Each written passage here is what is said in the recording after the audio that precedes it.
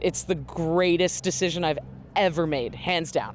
That's what I will say. I'm originally from Toronto, and my husband and I were working in law and banking, and we've always wanted to become pilots. Through certain circumstances, we were able to sell up and come here to this amazing school. I had been working in law for close to 9 years, but I knew a lot of people in aviation. My sister is a flight attendant at WestJet. As I started to learn the process of how to become a pilot, it became clear to me I could do it. I wasn't sure previously about the qualifications, if you needed, a doctorate in physics or something to be a pilot. It is difficult work, and it's a lot to study, but it is manageable, it is doable.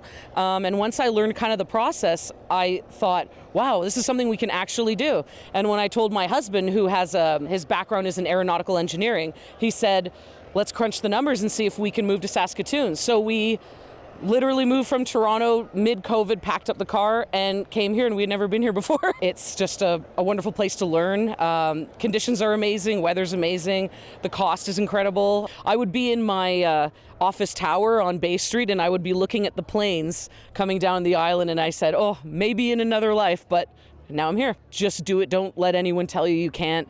We sold our house in Toronto to be here, and kind of some people thought that was a little crazy, but there's a global pilot shortage. It's a very lucrative, bright future for pilots, for piloting. The world needs pilots, and it's an absolutely amazing industry. I'm so excited to be in it. The biggest part why we think, that women are underrepresented is because they don't see women in their roles. And, the biggest part is, hey, if I see someone doing it, I can picture myself doing it. And because that is not very prevalent, that's kind of why the numbers are so small. So that's why we have women in all these positions showcasing this. As each year has progressed, we are getting many more girls in our program.